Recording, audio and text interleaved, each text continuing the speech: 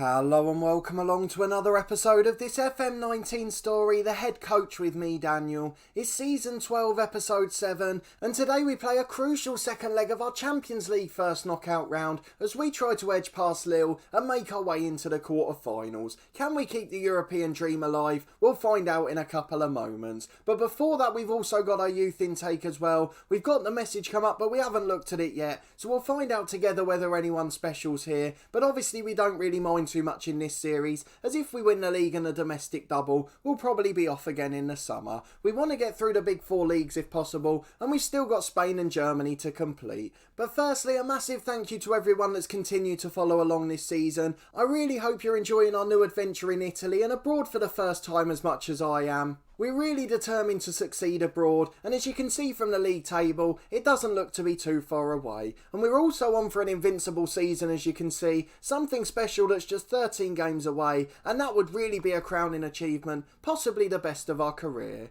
Another remarkable stat you can see at the bottom is that we've only conceded 6 league goals in 25 games, a really brilliant achievement. Defensively, we've been so astute all year, and the 2 Portuguese centre-halves have been absolutely sensational. We're also the top scorers in the league too, a really good combination to have there. 49 goals, just under 2 a game, so despite our struggles at times, we have still scored plenty of goals. It does show that the Italian league is a bit of a lower scoring one than over in England, but obviously as we go to Spain and Germany, we'll be able to compare that a bit more later in the series. You can see we're struggling with injuries and suspensions today for the first time in a little while, though it looks like Lille have got a few out too, so it should be a pretty even game. We're really keen to get this job done this year. As you can see, the financial mire continues for Napoli, and unfortunately if we don't get it done this year, we could be in a whole world of trouble next season. We're reliant on loan players so much this year. Our director of football did a brilliant job with that, but I can't see the wage budget staying the same, as the club are on course to fail financial fair play. So we will need to get off in the summer, but it's not going to be without winning the domestic double. So let's go and have a look at the recent results to see how we've been getting on since you were last with me, and then we'll go back and look at our youth intake before starting the Champions League knockout game. So you were with me back for the first leg of that Italian Cup semi-final. That was last time out. We nicked a brilliant 1-0 win, a real smash and grab on the counter-attack as we continued our pragmatic Italian approach. And again, we haven't conceded a goal since. A 3-0 win at home in the following one. Gerardo, Proyer and Sarr with the goals as we comfortably romped to a 3-0 victory. Then a 0-0 draw away from home in the first leg of this knockout tie. So it is going to be pressure on us today as we can't afford to concede an away goal. Lille got a red card with 20 minutes to go after dominating the first 3 quarters of the game, but we weren't able to do enough late on to get a goal, so it is a 0-0 draw we had to settle for. We then nicked a brilliant 1-0 win away to Roma. An early own goal from them really set us on our way, and it allowed us to be a bit more pragmatic towards the end, as we've enjoyed doing on a few occasions this season, and our defence can of course soak up pressure for ages. They've been absolutely sensational. A more convincing win followed at home to Fiorentina, 4-0 on this occasion. After a drab first half, Ismaila Sarr got us off the mark, La Rocca and then a Gerardo brace added to it, and it was a comfortable 4-0 win in the end. We then won 1-0 at home to Inter in the second leg of the Italian Cup semi-final to send us through 2-0 on aggregate. Thiago Gaucho with a first half goal, which comfortably saw us through to the final. We then won 2-0 in our last game at the weekend, a comfortable one at home to Cagliari. It was Gerardo who got us off the mark before another own goal just before the break, their keeper helping us with the second goal, which allowed us to stay top of the league. So our league form's absolutely sensational, and another draw away in Europe, but we've reached March with our new club, and we're yet to lose a competitive game, a really remarkable achievement, no matter what happens from here. I'm almost tempted to go out the Champions League to try and win the other 2 competitions, but we of course can't turn it down, as a couple of lucky draws and we could make the final. In the final of the Italian Cup, however, we have got a little bit of a surprise. Lazio came back with a 4-0 win in a second leg against Roma,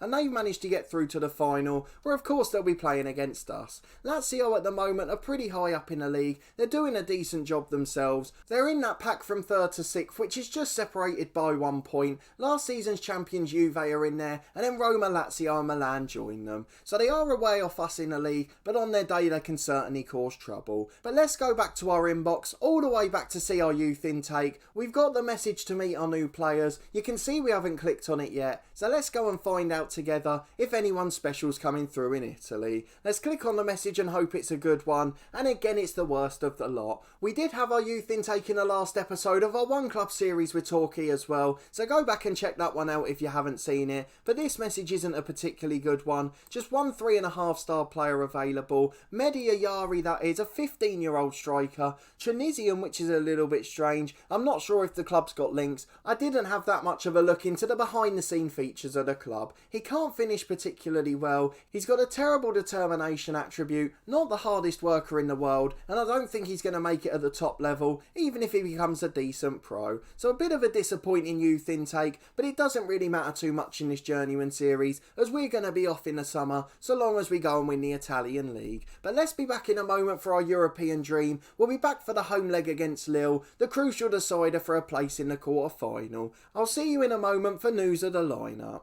Here we go then, back for the big game. Apparently we're up against it against Lille. I'm not quite sure who said that. Maybe it's just because we're the underdogs. Obviously Lille are the media favourites. We've got Ismail Assar back, which is a bit of a positive, particularly considering some of the other injuries we've got, and hopefully that gives us half a chance tonight as we play one of the best sides in the world. Lille certainly on top in terms of budget. Their playing squad and wage bill is also far superior to ours. We're both in excellent form, both dominating our divisions, and we just have to hope that we come out on top in a tale of the two best sides in their countries. So let's have a look at our lineup for today. The big miss is Diogo Brass on the right wing, but aside from that we're not far from full strength, so hopefully we can put up a decent fight. We've got Vinicius Leonardo in goal, Ivan Chan and Vernier are the fullbacks, with Leighton Diaz the brilliant centre-half partnership in the middle. We have been giving Sapapap a few league games, as he is the best young centre-half in the world, but in a game like this we've got to go with the tried and trusted Diogo Leighton Ruben Diaz, the immovable object in the league this year. La Rocca and Gomez in the holding role, with Thiago Gaucho in midfield, still unhappy at the moment but starting to perform a bit better, and then Proyer and Sarr on the wings, with Gerardo up front on his own.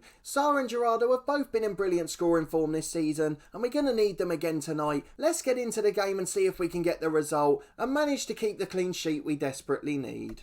It's a slightly more attacking 4-2-3-1 for Lille. Quite a few real players in there. They've got Sergio Gomez, the skipper in central midfield, an Italian goalkeeper in Mere, and Chong, the Manchester United youngster in real life. He's behind Pedro, the world-class striker. So let's go and get into the game. We've got to tell the lads to do it for the fans, as that's what Zoltlo recommends, and he's led us to the 7-month unbeaten run at the moment, so who are we to doubt his team talks? Let's go and get into the first half. It's Lille with the kickoff. We'll start with our positive mentality, but we may work it back later on. Particularly if we take the lead, we know we can soak up pressure, so we've just got to try and get to the latter stages and make sure we're still in this tie. 3 minutes gone and it's Lille with the first attack. No shots on goal just yet. De Souza crosses the ball in and Leonardo catches it, and we're still in the same position. No shots on goal from either side. Leonardo rolls it out to Diogo late though. Up long to Gerardo, who can't hold it up. Falls for Gomez, the captain in midfield, and out to the left hand side for Canella. He switches it to De Souza, the right back. He's got a man overlapping him but decides to go alone into Canella at the back post. A free header which isn't ideal, but Leonardo holds it comfortably, and with just under 10 minutes gone, it remains 0-0 here on the night. It's Gomez with the ball in central midfield.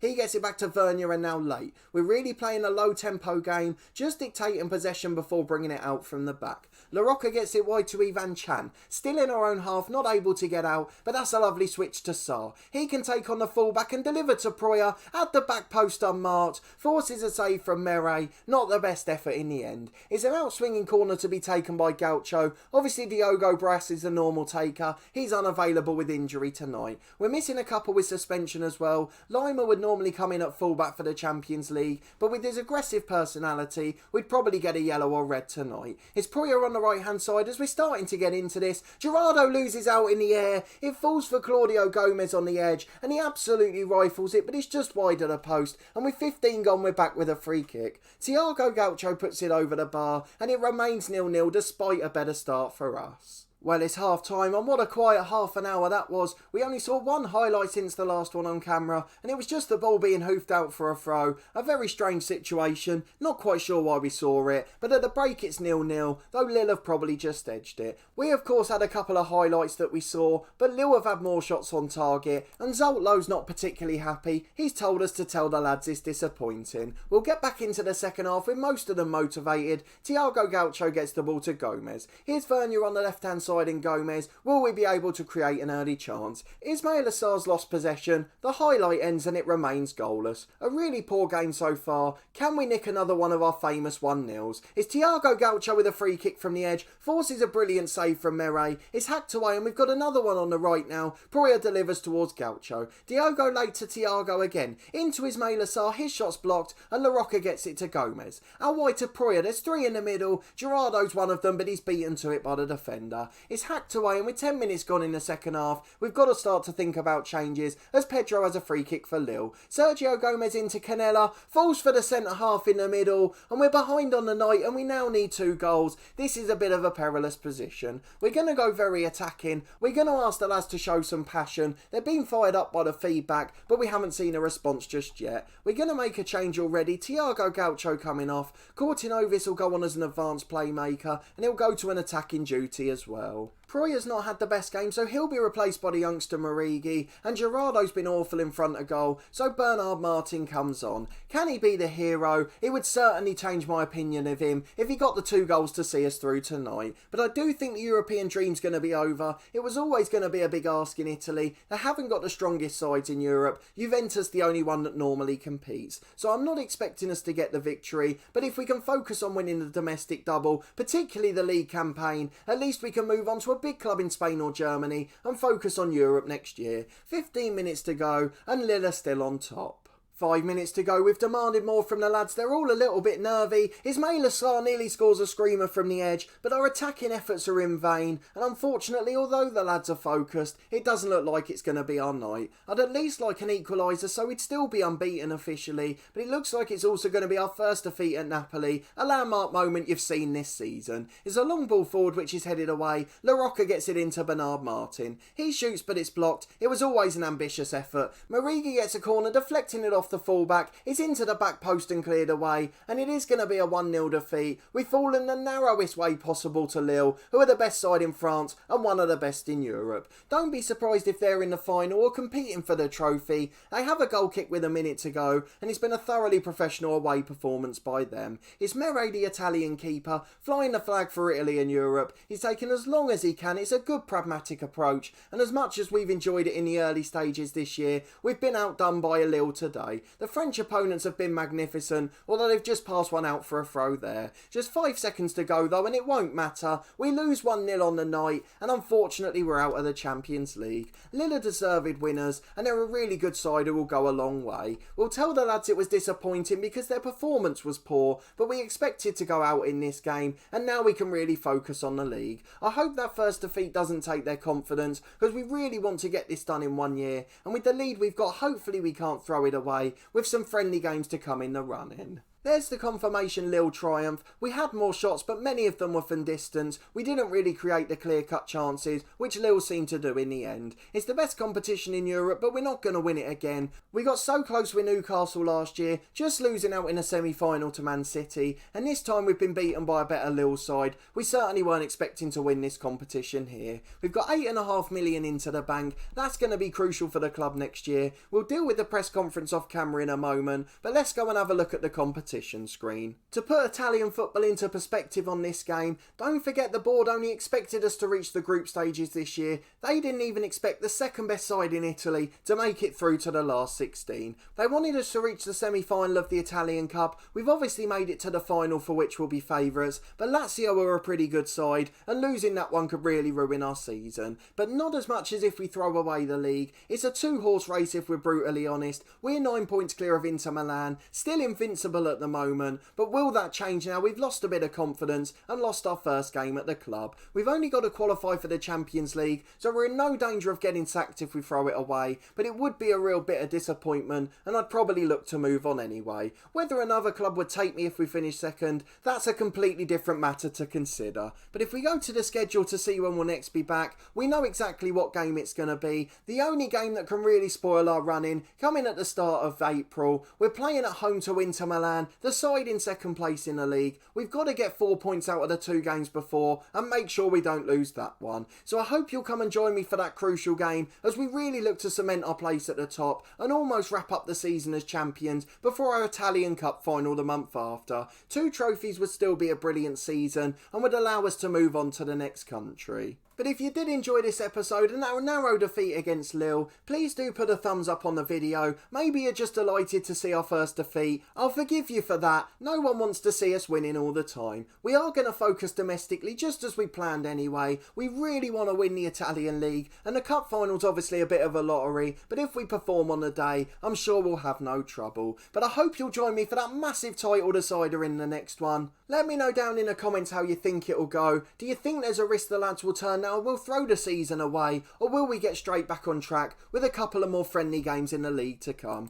I'll finish on the dynamic screen so you can see where it stands. Everything's still pretty good, so I don't think we'll be affected too badly. Subscribe to the channel for daily FM19 content from my 2 long-term stories, this one The Head Coach and our One Club series part of the Furniture with Torquay United, where we're trying to take them to the top of English and European football. As we mentioned earlier on, we had our youth intake in that one. The last episode was out on Thursday, so if you want to see if we fared any better in that one and you haven't checked it out yet, do go back and catch up. I'll put a link in the eye above to the episode. There's also 3 videos a week from Cricket 19, the official game of the Ashes. We're just coming towards the end of our Ashes test playthrough. The latest episode of that should have been out earlier today, so if you are a fan of other sports games, please do go and check it out. And I can only thank all of you that have followed along so far. I've really been delighted with the support of that series. We'll have a long-term career series starting from that game as well, where we try to emulate Alistair Cook, the former left-handed England opener. That series will start next Saturday at midday, with episodes continuing every Tuesday, Thursday and Saturday at exactly the same time. There's also weekly content from my Snooker 19 career, that's every Friday at 4:30. We're making some really good progress in that one, and I'm really enjoying the game. But a massive thanks for watching and your continued support of the channel as always. I really do greatly appreciate it, and I hope to see you next time for one of the biggest games of the season as we play our title decider against Inter. It's first v second to decide Serie A.